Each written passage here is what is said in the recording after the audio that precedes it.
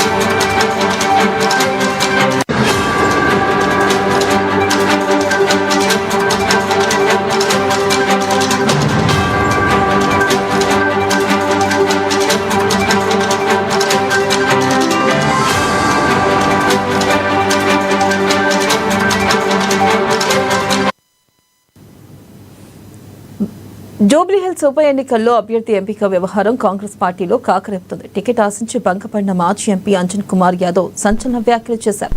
తనకు Jubilee hills bypoll ticket రాకుండా అడ్డుపడింది ఎవరో త్వరలో చెబుతానని అన్నారు. దీనిపై మరింత సమాచారాన్ని మా ప్రతినిధి హరీష్ ఫోన్ లైన్ ద్వారా అందిస్తారు.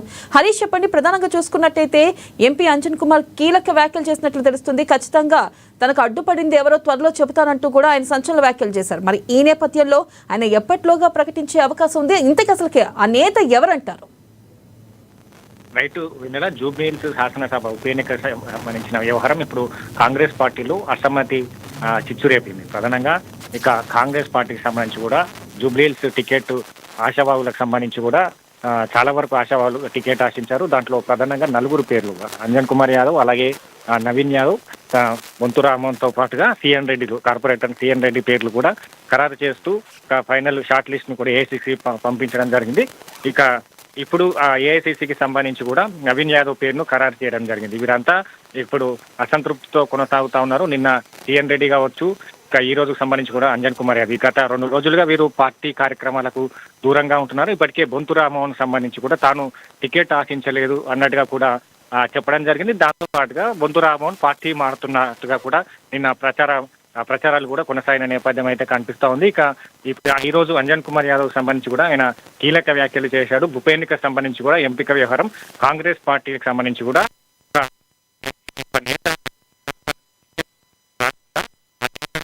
పడ్డాడు. ఎవరో తను తొందరలో ఆయన పేర్లు చెప్తానని కూడా ఈ రోజు సంచలన వ్యాఖ్యలు అయితే చేయడం జరిగింది.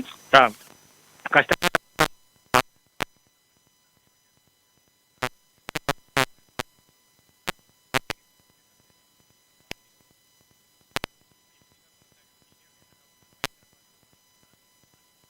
అయితే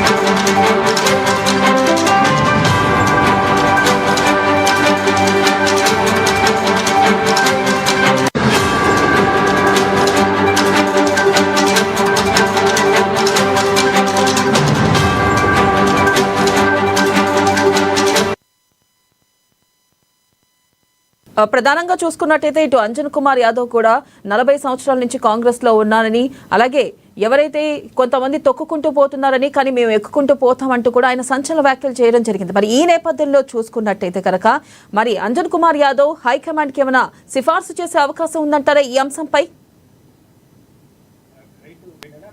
వ్యాఖ్యలు చేయడం జరిగింది. ప్రధానంగా ఇక తనకు సంబంధించి కూడా టికెట్ రాకుండా ఒక నేత అడ్డుపడ్డారు. ఆ నేతకు సంబంధించి కూడా పేరు త్వరలోనే చెప్తానని కూడా ఆయన ఈ రోజు సంచలన వ్యాఖ్యలు చేయడం జరిగింది. దాంతో పాటుగా ఇక ఈ ఉప ఎన్నికకు సంబంధించి కూడా తాను పోటీ చేయడానికి అర్హుడనే కదా, కాంగ్రెస్ పార్టీకి కూడా సుదీర్ఘ కాలంగా పనిచేస్తూ వస్తాను, హైదరాబాద్ లో సంబంధించి కూడా కాంగ్రెస్ పార్టీని బలోపేతం చేశాను, తాను ఒకడినే హైదరాబాద్ నుంచి అప్పుడు కాంగ్రెస్ పార్టీ నుంచి ఉన్నాను, ఏదైతే కాంగ్రెస్ పార్టీకి డీసీసీగా వివరించాను, ఇవన్నీ సంబంధించి కూడా తనకు అన్ని అర్హతలు ఉన్నా కూడా టికెట్ ఇవ్వలేదని కూడా తనకు సంప్రదించకుండా నవీన్ యాదవ్ పేరును ఖరారు చేశారని కూడా అసంతృప్తి కొనసాగిన నేపథ్యం అయితే కనిపిస్తుంది. ఆయన బుజ్జగించే ప్రయత్నం చేస్తున్నారు. ఇప్పటికీ అంజన్ కుమార్ ఇంటికి ఇన్ఛార్జి మీనాక్షి నటరాజన్, అలాగే మంత్రులు పొన్నం ప్రభాకర్, వివేక్ వెంకటస్వామి, అలాగే ఏఐసీసీ కార్యదర్శి విశ్వనాథ్ ఈరోజు ఆయనతో చర్చలు జరిపారు.